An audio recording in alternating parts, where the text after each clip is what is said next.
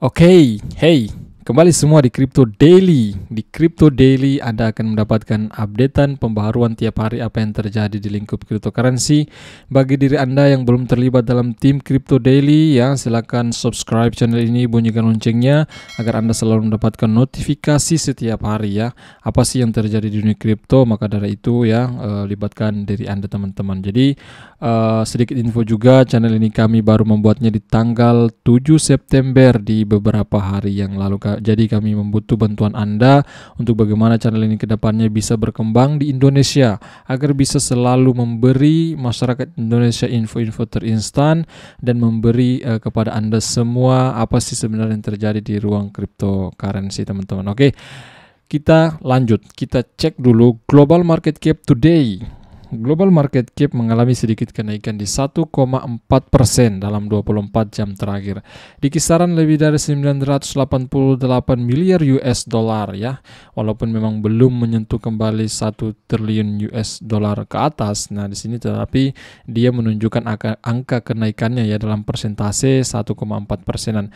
Next up, Bitcoin. Bitcoin dalam 24 jam terakhir pun di sini naik sedikit 0,9% ya di kisaran harga 19.578 US dollar. Next Ethereum 1,1% bull di harga 1.339 US dollar. Kemudian BNB untuk stablecoin ya kita skip. BNB 1,8% kenaikannya. Kemudian XRP, wow. XRP kenaikan dalam 24 jam terakhir sangat signifikan sampai dengan 11,3%-an. Kenapa sih Bang demikian? Ya karena kalau Anda menonton video saya yang sebelum ini ya, bagi Anda yang belum tonton tentang kemenangan Ripple terhadap SEC ya, jadi gugatan SEC itu ditolak daripada apa teman-teman ya, ditolak, intinya gugatannya itu ditolak.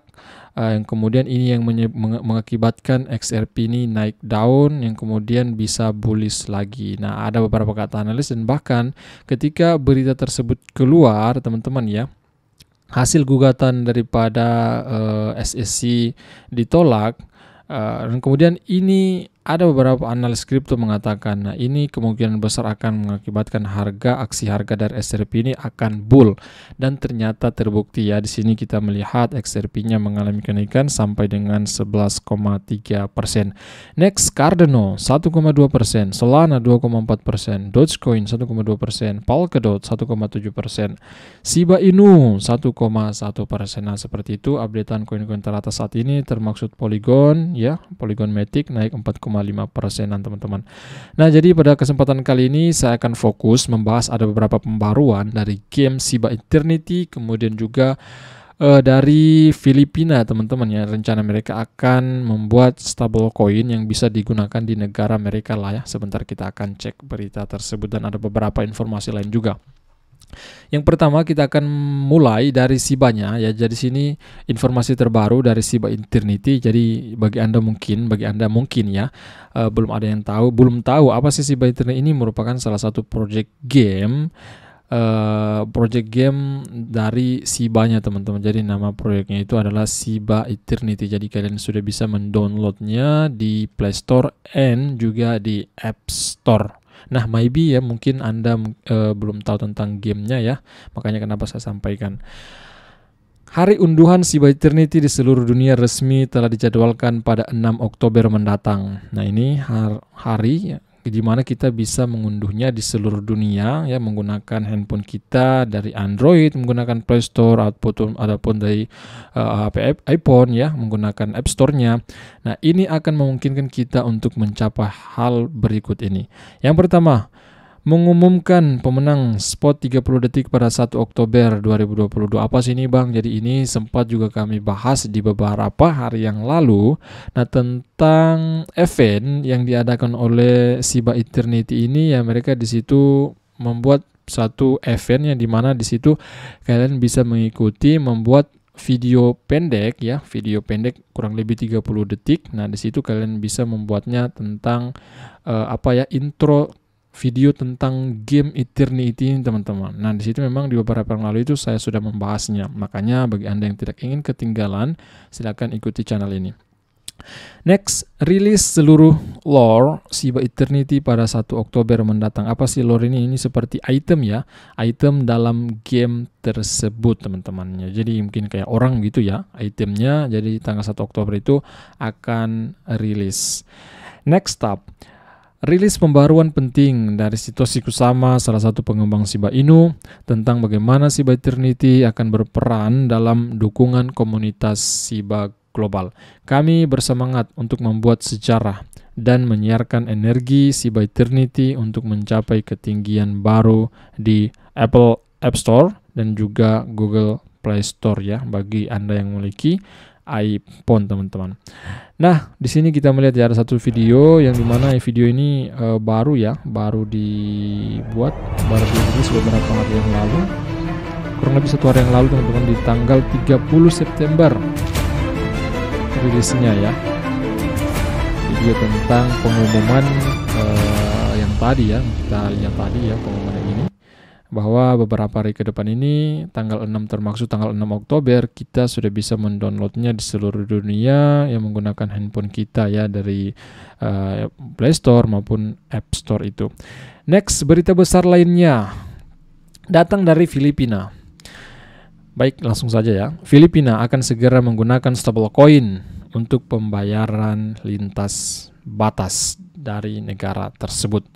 Next, stablecoin tetap menjadi topik hangat sepanjang tahun 2022 ini. Mulai dari kegagalan stablecoin dari ekosistem Terra, pasti kalian sudah tahu, yaitu UST yang saat ini sudah berubah nama jadi USTC. Secara keseluruhan, hal itu tampaknya masih berlangsung karena regulator telah mencoba untuk meneliti pasar. Sementara pemerintah di seluruh dunia telah mendesak publik untuk menjauhi stablecoin. Filipina tampaknya melihat sisi baiknya. Memang akibat daripada runtuhnya stablecoin Terra, yaitu UST, saat ini namanya USDC, itu tidak mengikut pasak dari dolar dan kemudian anjlok harganya kisaran 0,00 sekian teman-teman ya, jauh dari 1 US dollar. Makanya ini kenapa banyak investor ya dari pihak pemerintah juga ya sudah mulai kepercayaan mereka itu ya kurang teras lagi dengan stablecoin di dunia kripto itu teman-teman ya, akibat daripada runtuhnya Terra Luna ini. Makanya kenapa Binance ya, dari pendirinya CZ Binance, Changpeng Zhao, dia selalu membantu membantu ekosistem daripada Luna ini ya. Dan pertama dari Luna Classic, stablecoinnya ya, membantu agar bagaimana ekosistem ini supaya bisa membaik kembali, karena di bulan Mei itu sangat banyak miliarder orang-orang yang kehilangan duit mereka yang dulunya dari jutaan US dollar sehingga menjadi ribuan dolar, bahkan ratusan US dollar saja teman-teman. Next up, Michael Palabasan, Direktur di Bank Sentral Filipina, Bangko Sentral Filipinas, mengungkapkan bahwa bank tersebut cenderung ke arah stablecoin. Wow, jadi Bank Sentral Filipina mereka sudah mengarah ke stablecoin. Dia mencatat bahwa stablecoin memerlukan kemampuan untuk menguntungkan jaringan pembayaran di seluruh dunia. Dan memang dari sisi Bank Sentral Filipina, dia melihat sisi positif dari stablecoin ya, yang kemudian ketika mungkin ya menurut mereka stablecoin ini sangat baik teman-teman, sangat positif untuk bagi mereka ya, untuk sistem pembayaran lintas batas apa yang dikatakan tadi.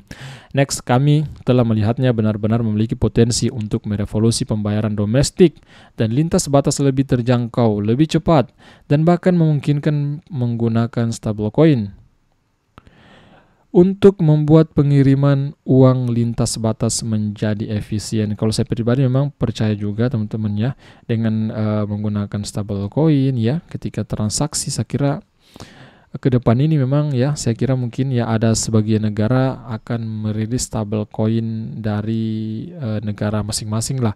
Misalkan kalau di Indonesia mungkin meluncurkan stablecoin rupiah lah, tapi itu menggunakan sistem blockchain teman-teman ya. Kemungkinan ya bisa jadi demikian di beberapa tahun ke depan. Kita tidak tahu kapan kejadian itu ya, karena saat ini pembayaran, kemudian sistem pembayaran ini sudah mengacu kepada sistem blockchain sedikit demi sedikit di berbagai negara, apalagi Binance ya. Binance ini ya selalu bersemangat, apalagi baru-baru ya. Kalian juga kalau nonton video saya sebelum ini, di situ Binance sudah bekerja sama kembali dengan salah satu negara, yaitu negara Australia, New Zealand, teman-teman bekerja sama, dan bahkan Binance mendirikan perusahaan baru di New Zealand ya, Binance New Zealand atau Australia itu teman-teman. Kami adalah bagian dari perjalanan untuk meningkatkan pembayaran digital menggunakan stable coin. Nah ini cita-cita atau harapan daripada Bank of Filipina itu ya, mereka targetkan agar bagaimana bisa menggunakan pembayaran digital menggunakan stable coin ini. Next, CBDC, Central Bank Digital Currency Filipina, akan diluncurkan lebih cepat dari yang diharapkan. Nah, tentang CBDC ini memang ada beberapa negara mereka berencana meluncurkan CBDC ya, digital currency mereka. Ini kami sudah bahas juga di beberapa video yang lalu tentang beberapa negara tersebut merencanakan ya meluncurkan digital currency-nya. Next, selain pembicaraan stablecoin, Michelle Palabasan mencatat bahwa Bank Sentral akan segera meluncurkan CBDC dengan fase percontohan. Rencananya tersebut akan dilaksanakan pada akhir tahun 2022 ini. Kami melihat keuangan terbuka untuk lebih mendorong pembayaran digital. Kami memberikan lisensi kepada 6 bank digital. Jadi ada banyak inisiatif saat ini untuk mendigitalkan pembayaran di Filipina.